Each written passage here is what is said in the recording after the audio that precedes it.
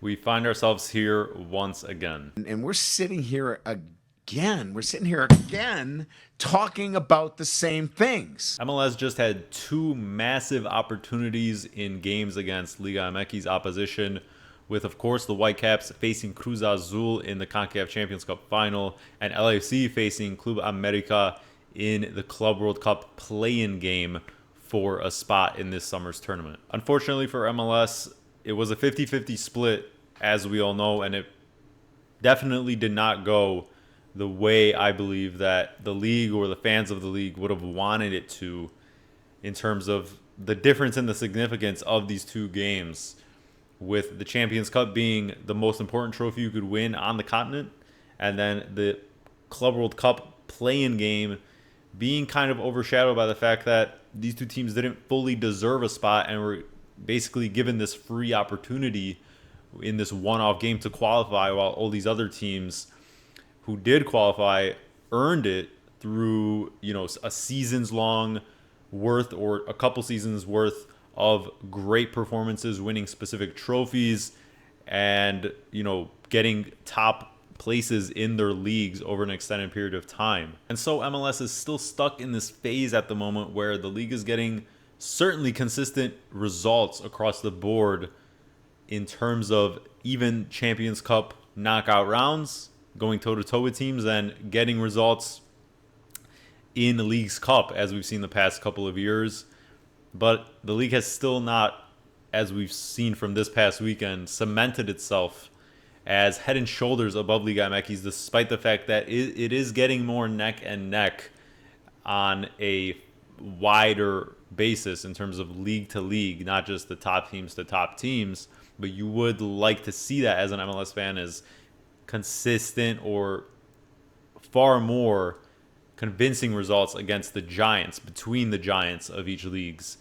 And this weekend's results only proved and reassured the fact that there's still ways to go for MLS when it comes to establishing that dominance. And you could make excuses on all ends of this spectrum when it comes to the specific tournaments that I've already mentioned and other situations when these teams from the two leagues have faced off. But we'll get to all those kind of niche arguments and aspects of why you can argue one side against the other.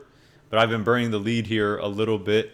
And first we'll start with the bad. That is, of course, the Whitecaps getting absolutely dismantled by Cruz Azul in the Champions Cup final. So yeah, that really happened. Whitecaps, who have been looking absolutely unstoppable, whether it be in MLS play or throughout their entire Champions Cup run, where they battled back to earn road results with draws at Pumas, at Monterrey, en route to this final, were looking like true contenders for this trophy in this one-off final. But man, they were so off of it in this matchup, and 5-0 doesn't even begin to kind of explain just how dominant this performance was from Cruz Azul, who was 2 weeks removed from being eliminated in the Clausura playoffs and had extra time to rest, think about it. But at the same time, you can argue that can hurt Cruz Azul. It's really however you want to look at it, because the Whitecaps specifically themselves were saying how, personally for the team, the sports scientists were talking about how when they have had a more congested schedule this season on a week-to-week basis, that's actually helped them and kept them in better match form, despite maybe other outside belief that it can hurt the team. It can make them, more tired, just general having to rotate, and all of those factors, of course, that we perceive to be negatives of having such a loaded schedule. Of course, the Whitecaps were missing one of, if not their best player in midfield, Sebastian Berhalter, after he got suspended due to getting a yellow in both legs against Inter Miami in the semifinals, which is its own, argument and discussion in terms of the silliness of that, in my opinion, in terms of how those rules are for card accumulation and when it resets and doesn't, because I believe he should have been able to play. since he didn't pick up a red card. And he was gone for that one, but that's no excuse for this Whitecap side that is so deep, and everyone has stepped up. It's been a collective effort without their best player, Ryan Gauld, who's been out for like 2 months now and wasn't in this final, of course.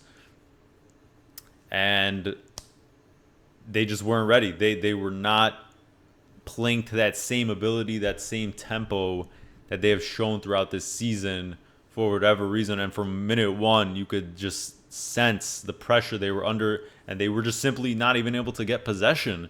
Cruz Azul's pressing and just them dictating the game from minute one really set this team back, and the Whitecaps were under it early, and they gave up a really good early chance that Rivero finished, and then from there on it was just the pressure built, and they can never get into the game. One of the most damning stats from this match was that the Whitecaps had 0 shots.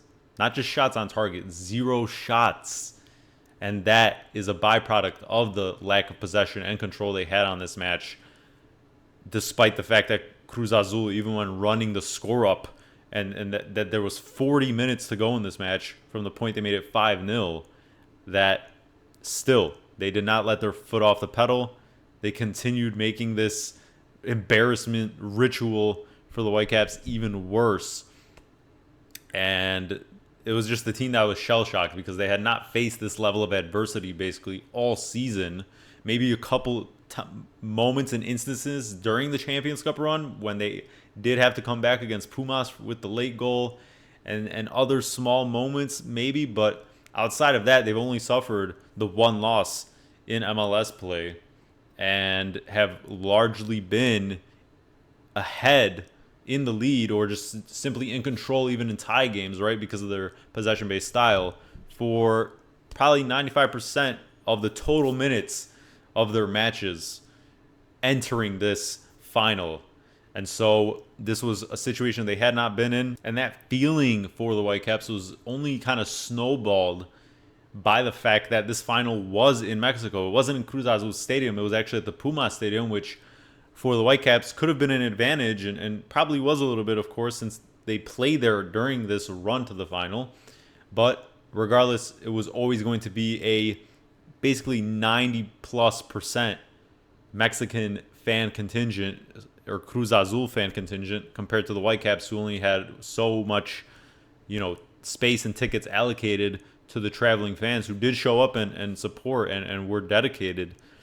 But for me, I mean, it's like, when are we going to start moving to these neutral site finals? Because even in Leagues Cup, which is solely in America, I get that maybe you could still have the final there, but that doesn't mean it has to be in the, host, or the host team has to be the one that's in the final. If, say, it's, the crew against the Mexican side, like, I think there needs to be different criteria. They need to reevaluate this and kind of get with the times of every other Champions League in every other continent and pick a site that, from the beginning of the season, or set a couple in advance and just go on with it, so that, because the criteria at the moment was the difference between these two teams in terms of who was hosting was just the actual individual record of matches, what it was in individual legs of their 2-leg matchups, say in the quarterfinals and semis, etc. I don't know if I don't remember if it started from the round of 16 or the quarters, but their overall record in each individual match was the main difference, and the points quote that they kind of got from that in total.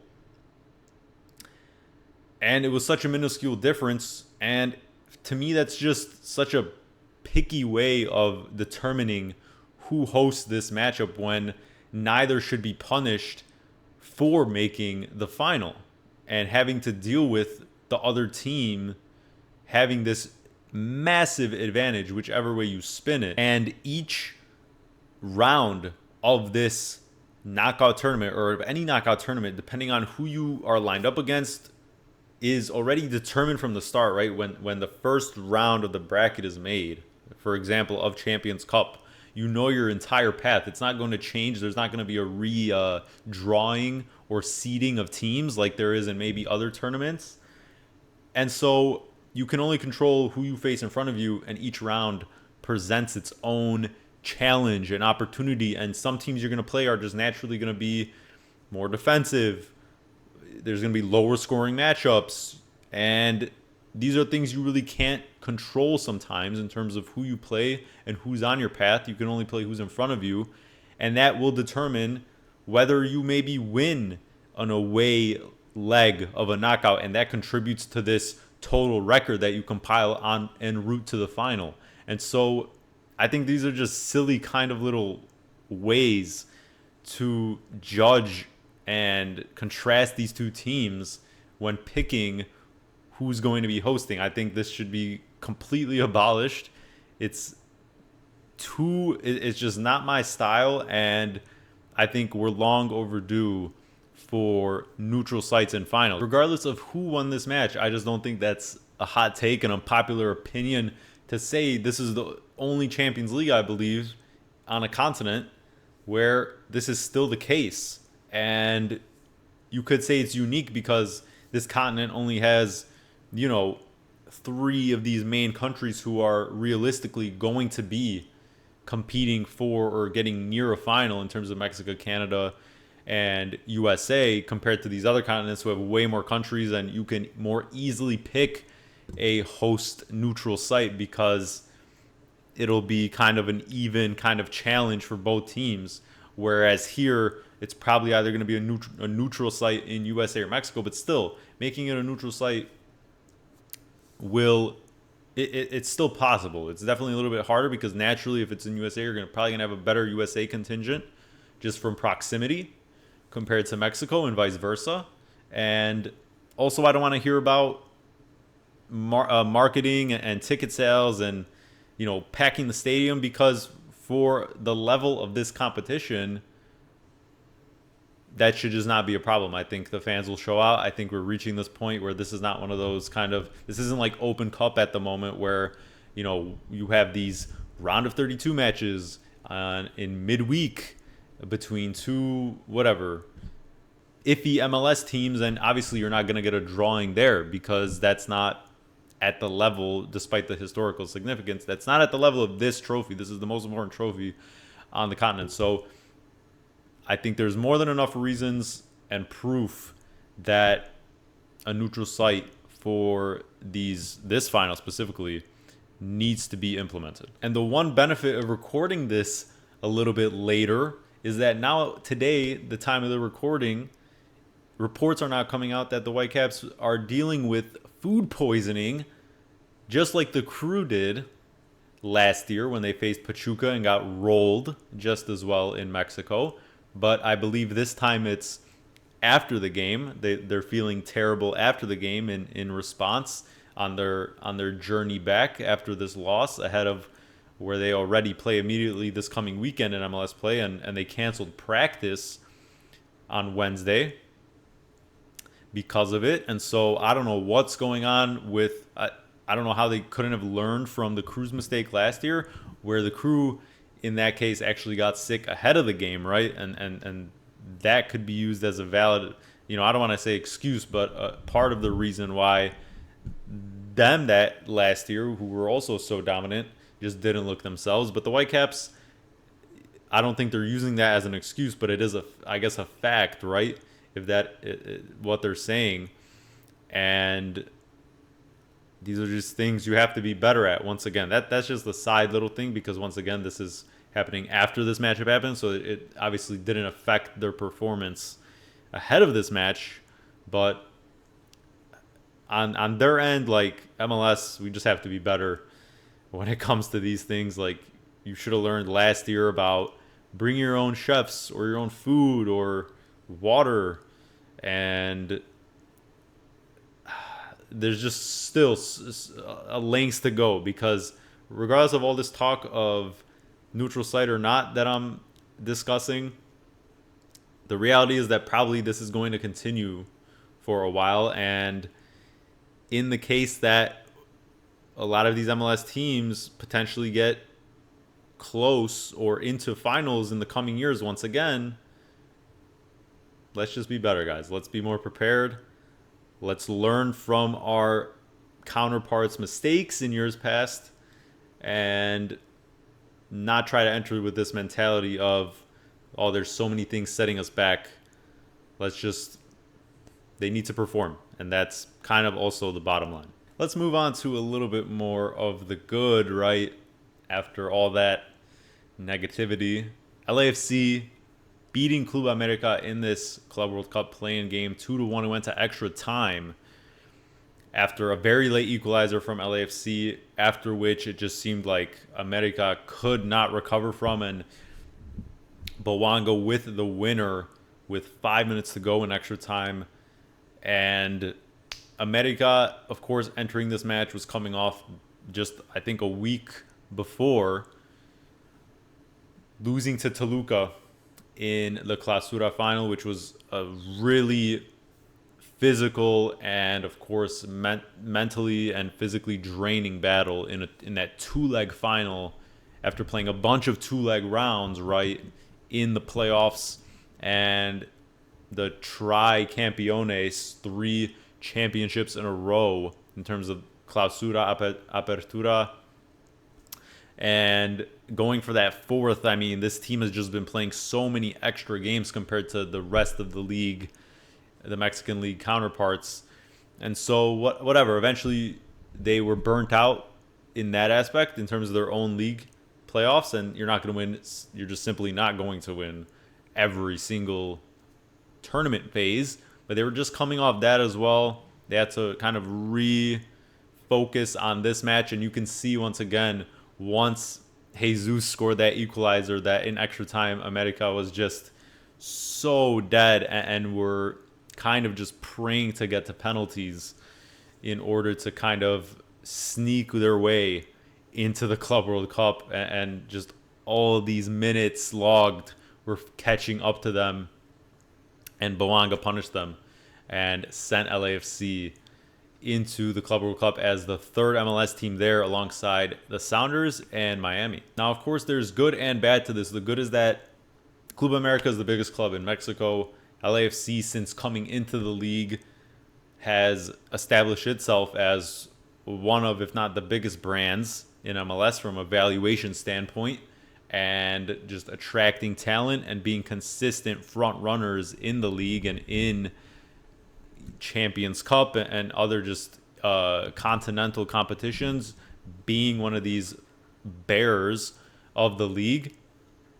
And so beating Club América, regardless of the situation and all these other nuances and aspects leading into the match that I mentioned, that's a fantastic result. That's a trend setting and pushing kind of result that makes not just LAFC, but the other real true contenders and top historic teams in this league that continue to be up there, that gives them confidence that they can go up against these Mexican teams, whatever competition that may be in, and have a true fighting chance, and that the gap is really closing.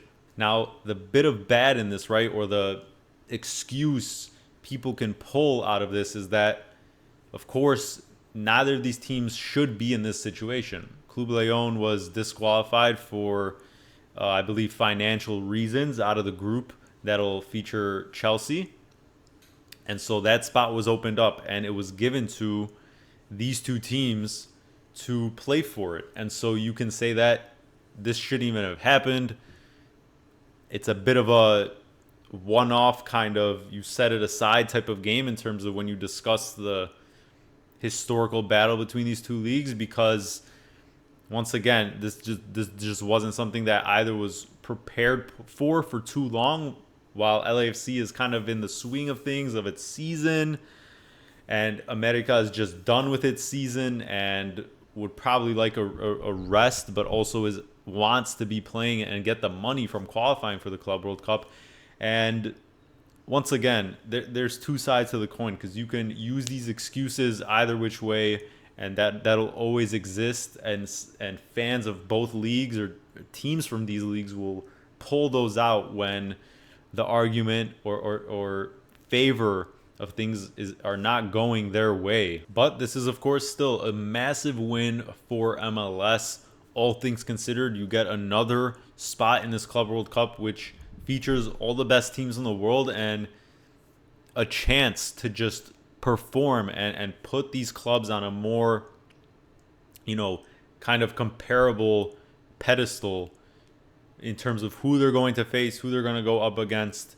And it's just a chance to further kind of prove the fact that the MLS is potentially higher up on the list and deserves to be higher up on the list in terms of where these leagues, are currently placed on the global scale. Obviously not the top 5 leagues, but all the teams from, say, Brazil or, the other Asian teams, etc. Like, you're going to be facing some of those squads, and regardless, it's another opportunity to showcase the league, and regardless of results, kind of put in that effort and put on a respectable performance that showcases the league in a good light. So for LAFC to make it, regardless of how they did it, it's a fantastic opportunity, and it shouldn't be taken lightly by, of course, one of the big kind of trendsetters and flag bearers for MLS. Let me know what your thoughts were on these two matches and the results. If you think MLS is taking one step forward, 2 steps back, the other way around, and what kind of significance you think these matches hold in terms of the debate between, of course, MLS and trying to get on or surpass the level of Liga MX. And just let me know what your general thoughts are on that state of things. And of course, make sure to like the video down below, subscribe to the channel if you're new here, trying to hit 400 subs. We're almost there, and be on the lookout for more MLS content as the season continues to roll on into the summer months. I'll see you guys in the next video.